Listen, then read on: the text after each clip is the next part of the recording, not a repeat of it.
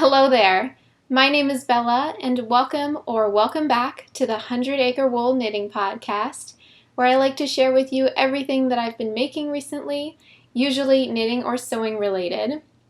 So today I have a lot of new things to share with you. I have some updates for my knitting works in progress to share, and then I also went on a trip recently, which I'll talk about a little bit later, but I went on a trip and I went to some yarn shops, finally, and had a little yarn haul. And then we have our first giveaway on this channel, so that's very, very exciting. So if you would like to apply to be in the giveaway, stay tuned to the end. I will get to that at the end. So let's get started.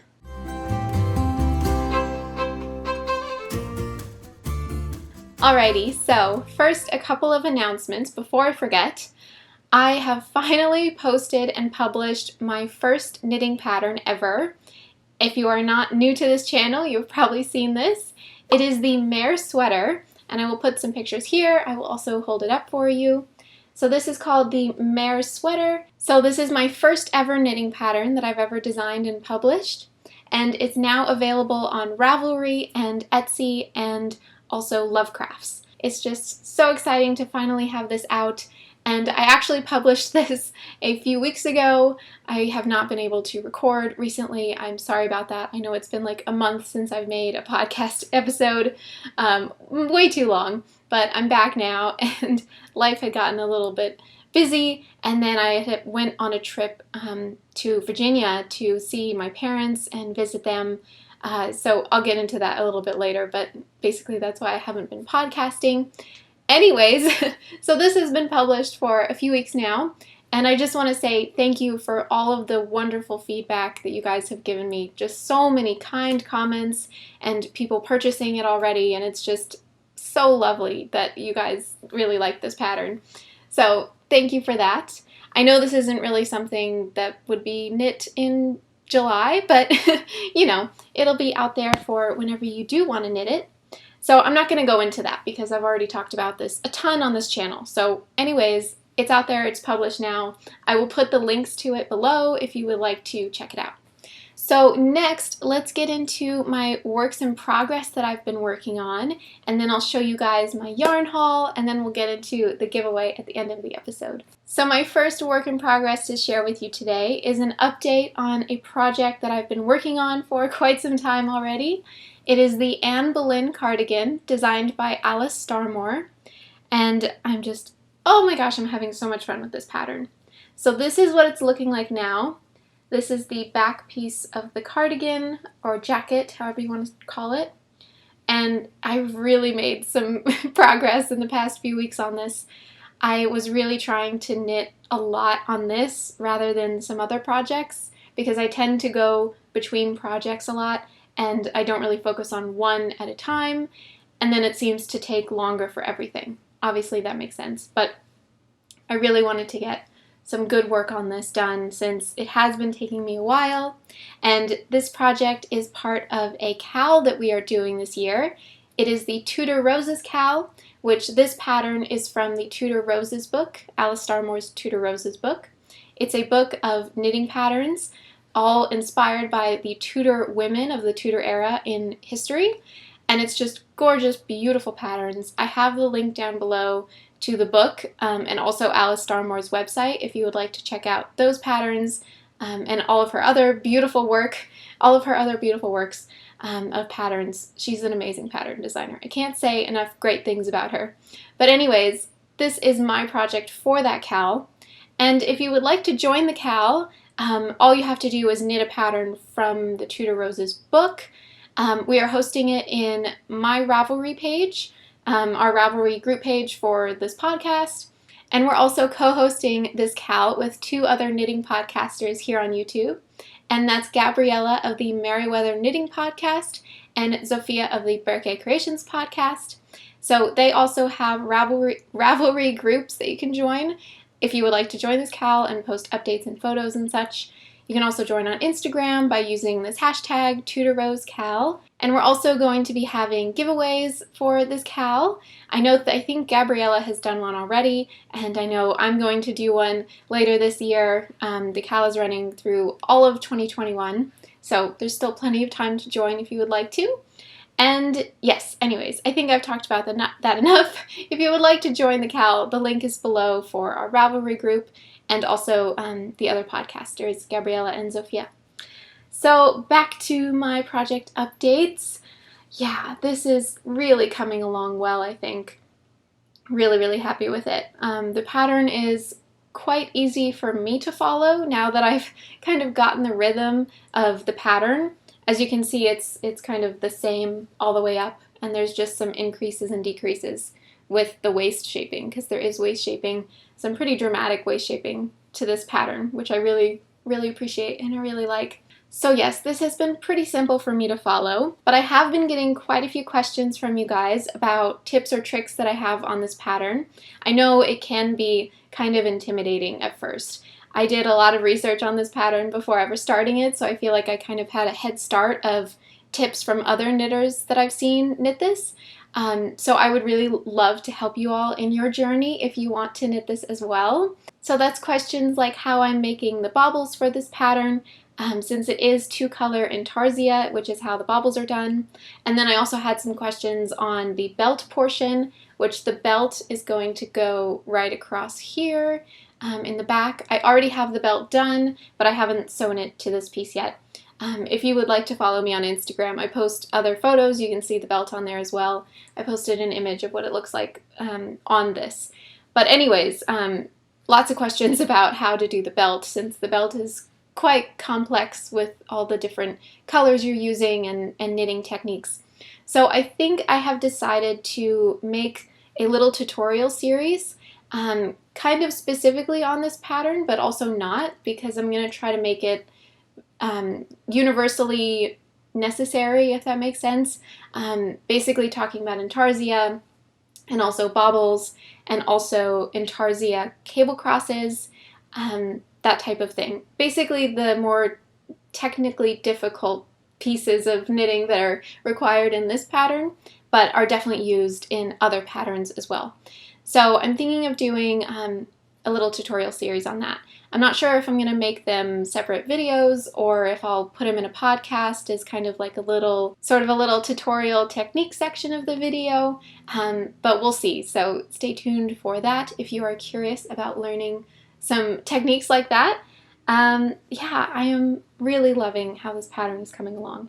And it is taking a little while. I will say that. If you want to knit this pattern, maybe I'm just a slow knitter, or it's because I'm working on so many other projects at the same time, but I think I counted the other day. I was trying to keep track of how long this is taking me to knit, and I think I counted one row, knitting one row, took me like 10 or 15 minutes. And you can see there's a lot of rows in this. I mean, this is like fingering weight yarn, and it's a very tight gauge, so it creates a really nice, dense, structured fabric. But it's a lot of knitting. You wouldn't really be able to tell just by looking at the size, but it's a lot. Anyways, it does take a while, so I will say be prepared for that, but it is fun. Once you get into it, it is very fun and enjoyable. There's never a dull moment. So I'm about an inch away from starting the arm decreases for this back portion here. So it'll be a little bit taller and then start going in towards the arms, and then I'll do the collar at the top.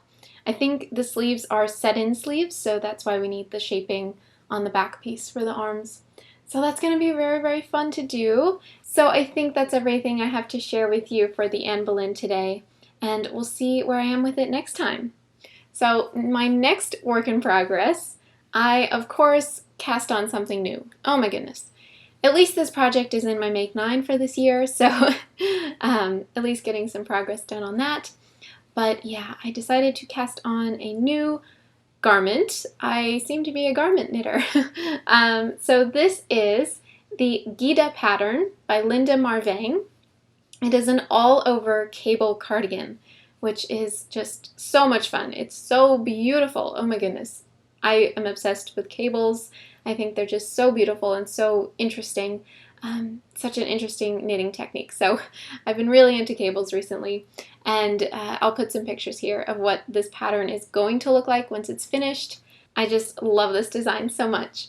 So this design is worked flat and then seamed.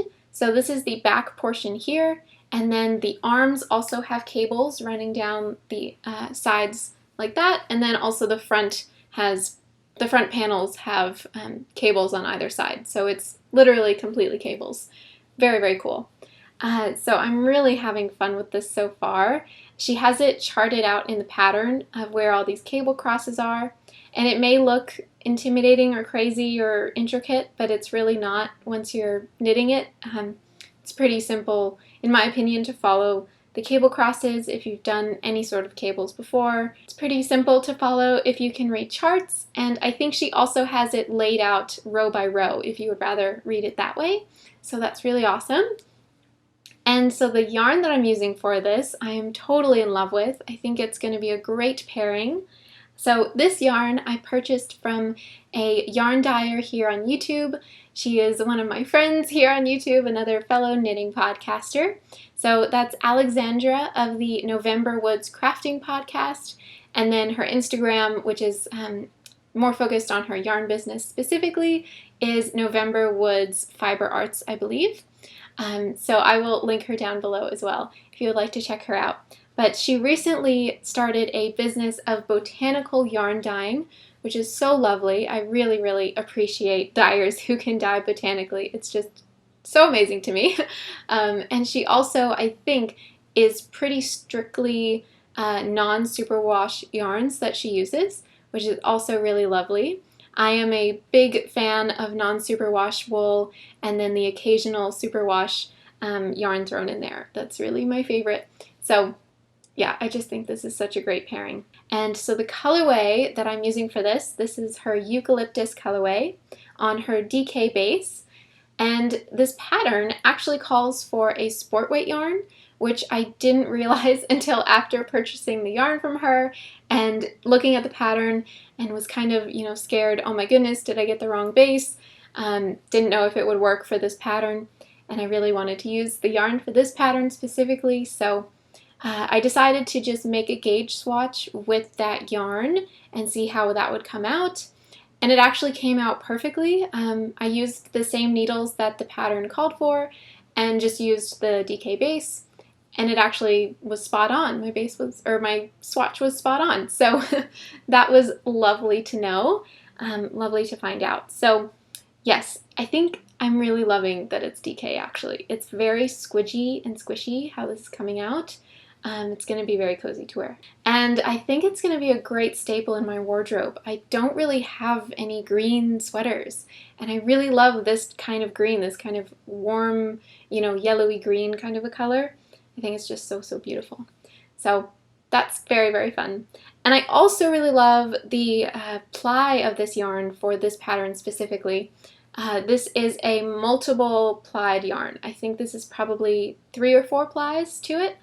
And this is a cable project, and from everything that I've seen and heard and from personal experience, I think that a more plied yarn is better for cables.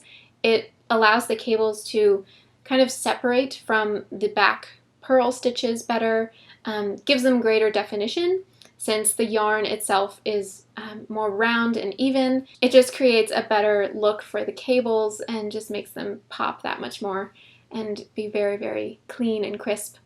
So it's just a wonderful yarn to pattern combination here, I believe. So that's been really, really fun to work on. I'm really enjoying this pattern. And this pattern also has, similar to the Anne Boleyn, it also has some pretty dramatic waist shaping. So you'll see the waist shaping here. You start from the bottom, so I think you'll be able to tell this is the bottom. It's worked bottom up, and so the waist shaping is kind of here, if you can tell, and you kind of decrease to the cables. You don't ever disturb the cables, but you kind of decrease to it, and then now I'm back increasing again. So that's very nice. I really love a fitted cardigan. I don't know why, I'm just drawn to more waist shaping in my sweaters. Unless it's like a boxy design. It's kind of like all or nothing for me. It's like it's either a box or it's fitted. Yeah, that's kind of funny to think about. Anyways, I'm also really loving the hem that she does in the pattern. So she has, it's kind of a folded over hem at the bottom. So she has you work stockinette flat. Hopefully you'll be able to see this. She has you work cast on in stockinette flat, and then you kind of do a purl row here, make a little ridge, and then you keep going. So I think what she's going to have you do at the end is fold this bottom half over, so then the hem will look like that, and it'll be really, really clean and seamless. So that'll be fun. I think that's going to be really pretty. I've never seen a hem done like that before, so that's very fun. So yeah, I'm really enjoying this pattern. Of course, I definitely needed another garment to work on, like I don't have enough already. But I've definitely been wanting to knit this pattern for quite a while, and then when I found the yarn to go with it, it's just a match made in heaven, and I have to cast it on. So this has been really, really fun to work on. And I think now we'll get into my next work in progress. So this next work in progress has been on my needles for way too long. I think it's been about 2 years now. So a couple of years ago, when I was getting back into knitting and was really, really excited about it, you know, you want to knit everything for everyone, at least I did. So I was going to make a pair of socks for one of my friends for Christmas, and basically would have them design it in a way, ask them what exactly they want it to look like, you know, what yarn would I use, what's the design, that sort of a thing. So I was working on that, and then the shutdowns happened, and yeah, it was kind of a problem because we couldn't, you know, contact face to face, and I need him to try on the socks to make sure they fit. So it was kind of a problem, and I couldn't really do anything with that. So that kind of went by the wayside and went on hold for a while.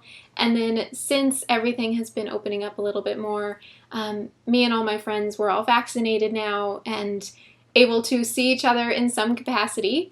So I was finally able to meet up with him and try on the socks to make sure that they're fitting. So I had knit one of the socks. So this is what the first one looks like. So it's just kind of a simple vanilla sock with some black knitting, oh my gosh, black yarn, which actually wasn't too difficult to knit with, but I'll get into that in a minute. And then he wanted some stripes here at the top with these colors, which I think are so fun, so, so cool.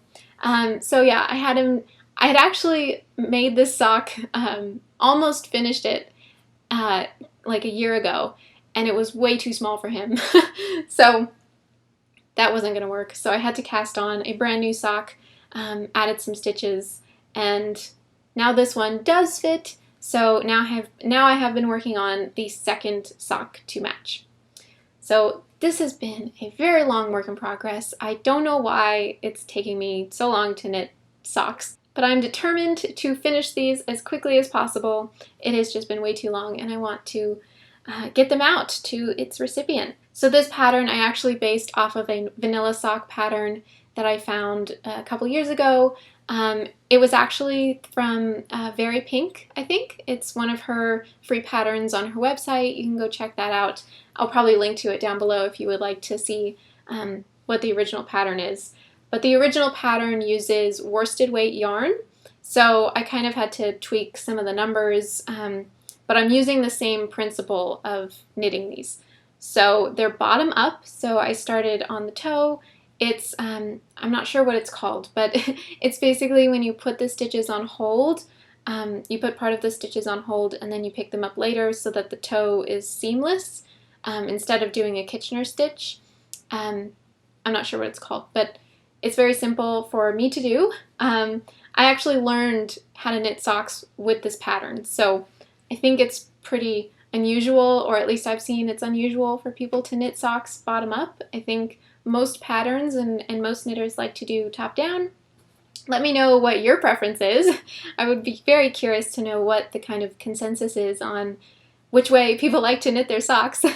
But yeah, so this is bottom up, which I will say, like, in my opinion, logically, it makes more sense to knit bottom up just for the sense of saving yarn, or I guess making sure you have enough yarn, because if you're going top down, then you don't really know how long to make the calf portion, because you want to make sure you'll still have enough for the toe.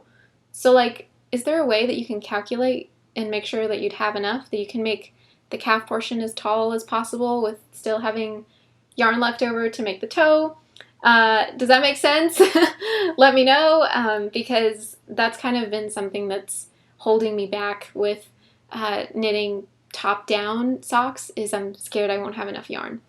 But anyways, back to this project. So yes, it's bottom up, toe up. So you cast on there, and then it's decreases to go towards the foot, and then, increases, and wraps and turns, and then you just work down straight, and then you do the heel, and then, make the calf as long as you want, and added some striping in here. So this has been a very nice knit, and yes, so I'm working on the second one now. And again, it's just pretty simple stockinette, quite simple pattern to do. So yeah, let me know what kind of a sock knitter you are and what kind of socks you would prefer knitting, whether it's bottom up or top down. So yeah, I'm definitely going to be finishing this project ASAP so I can get that out to him and he can start wearing his socks finally from Christmas 2019 or something like that. Oh goodness, I'm so sorry it's been taking so long. Okay. Anyways, that's all of the whips for today, and now let's get into the yarn haul. Yay! Oh my gosh, I have not really purchased yarn this year much at all. I did purchase the yarn recently for the November Woods, that yarn November Woods that I was talking about for the Gyda pattern. I did purchase that pretty recently. But other than that, I really haven't done much yarn shopping this year, and I was really, really itching. Oh my gosh. And I also went on a trip to visit my parents in Virginia. I'll put some footage here, and I'll also probably put some footage of our trip at the end if you would like to see. They have a gorgeous property. It feels like you're at a park, basically. It's rolling hills of grass and trees, and living in Los Angeles, California, you don't really see that very much. So it was really nice, kind of a getaway place to be. It was really, really beautiful to be there, and it's in the kind of Virginia, Washington, D.C. area where they are. So there's quite a few yarn shops around there, so I definitely wanted to take advantage of being over there, where I think, the Northeast is probably more knitters country than Los Angeles, California. So there's definitely a lot more yarn shops over there. And they had some yarns that I have been dying to get my hands on for quite a while, so had to take advantage of that opportunity. So I ended up visiting 2 yarn shops while we were there, and one was pretty local to where my parents live in Virginia, so we went there, and I found these, and they were just calling to me. So beautiful combination with these colors here. I just really, really loved them. So I don't have a plan for these yet. I'm not sure what to make with them, but I just thought they were so beautiful. So these ones are completely alpaca, 100% alpaca yarn in a DK base. They're just so soft and so lovely. If you've seen my podcast at all before, you probably know that I'm obsessed with alpaca yarn. It's like holding a kitten. Oh my gosh, so lovely. So these ones definitely had to come home with me. Such beautiful bases and such beautiful colors. And then this one is a sport weight yarn actually, and this is all superwash wool, but this color, oh my goodness, it's kind of forest green, so beautiful. And then this one, I'm actually not sure what the brand is or where it's from, but the yarn shop owner let me know that this is completely silk, 100% silk, and it's actually a tweed. I'm not sure if you'll be able to see on the video here, but it's actually a Donegal tweed. And also the Donegals are also silk, so that's kind of awesome. And it's just a really cool texture to the yarn. So I thought that would be fun to knit with. So I was thinking of probably pairing these all together, even though this is sport, and I think this is probably also a sport, and these are DK. I think they would all go so well together. They're so pretty, just the combination of all of them. So I'm not sure what I'll be making with these, but most definitely something. And if you have any pattern recommendations of what you think would go well with, 1 or 2 of these or something, let me know. Comment down below what you think would be beautiful for this yarn.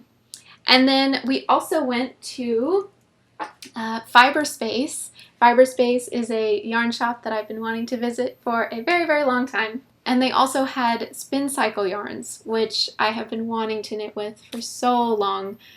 Oh my goodness. You probably have seen patterns or projects knit with spin cycle yarns if you have been a knitter for any amount of time.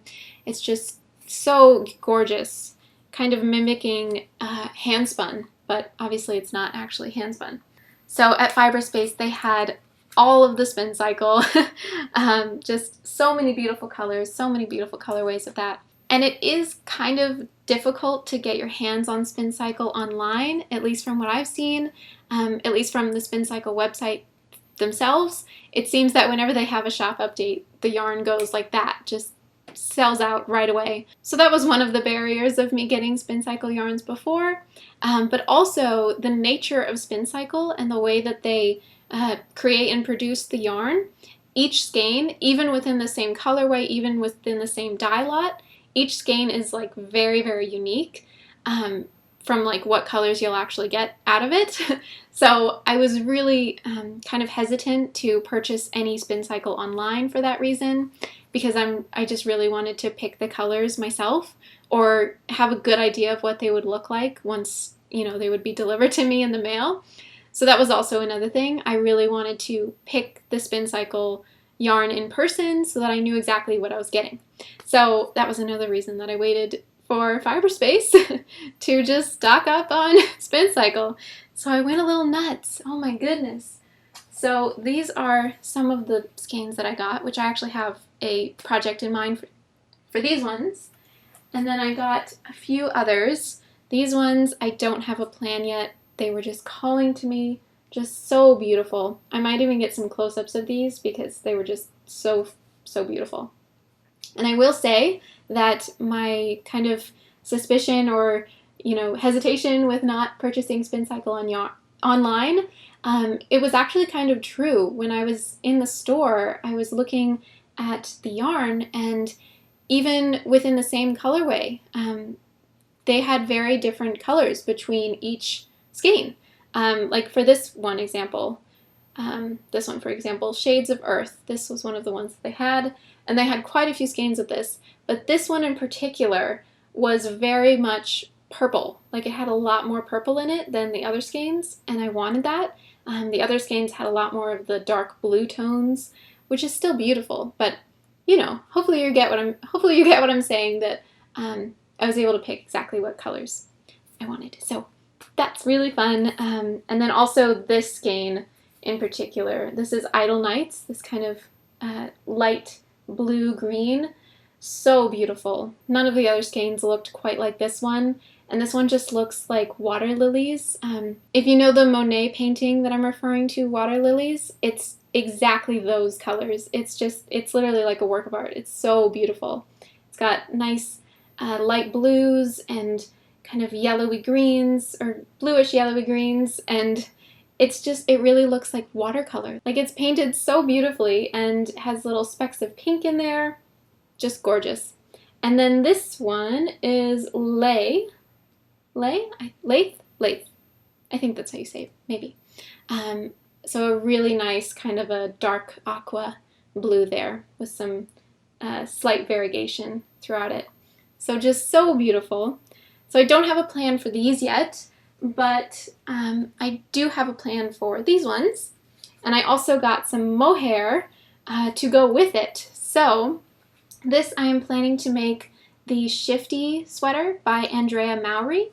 And the Shifty sweater, if you are aware of it, it actually calls for all spin cycle yarns, or I guess you could also use all, hand spun or that kind of a look. But I really loved this color with these spin cycle yarns. Hopefully I can show you exactly what they're looking like. Basically, I really loved the combo of these three as kind of the contrast colors. And then I'm using the same base color here. This one is Grumpy Birds. That's kind of a fun name, Grumpy Birds. So that's the base colorway of the sweater.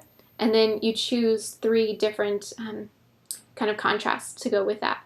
And it's an all-over mosaic knitting pattern, which, oh my goodness, mosaic knitting. I have fallen in love.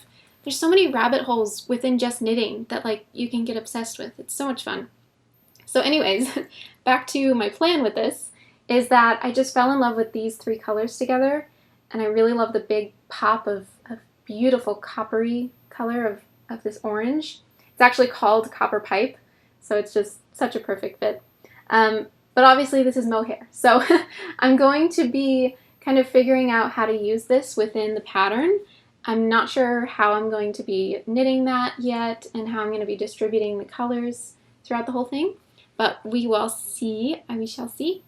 And it feels very fall-ish to me, so I think I'm definitely going to be knitting this project in the fall. It's going to be so much fun! So I'm very, very excited about those colors. And they also had a pop-up shop while we were there. Oh my goodness. Did I go a little nuts or did I go a little nuts? Oh, this doesn't happen every day, so you know. They also had a pop-up shop at Fiberspace. So they had some shawl cakes, and I saw these and I just had to pick them up. Again, I don't have plans for these yet. Actually, I might have a plan for this one, but we shall see. I think they're also really beautiful together. So this is Freya yarns, hand-dyed, hand-painted yarn, and they are those kinds that kind of fade from one color to another. So you keep knitting with it and it just automatically fades. So that's really, really beautiful, I think. And they had a lot of examples there. I had never seen faded yarn do that before. I'd never seen faded yarn used in person in projects. So that just really was beautiful in my opinion. So I had to pick up some. These were my favorite colors from everything they had. And so this one is called Coral Reef, which is very fitting. It's very much corally colors and this kind of salmon pink in the middle here. And then this one is just, I just felt like ballerina colors right away. It's just so cute and beautiful. This one is called Pearl, and it's a very subtle shift of pinks, light pinks. So I think that'll be beautiful.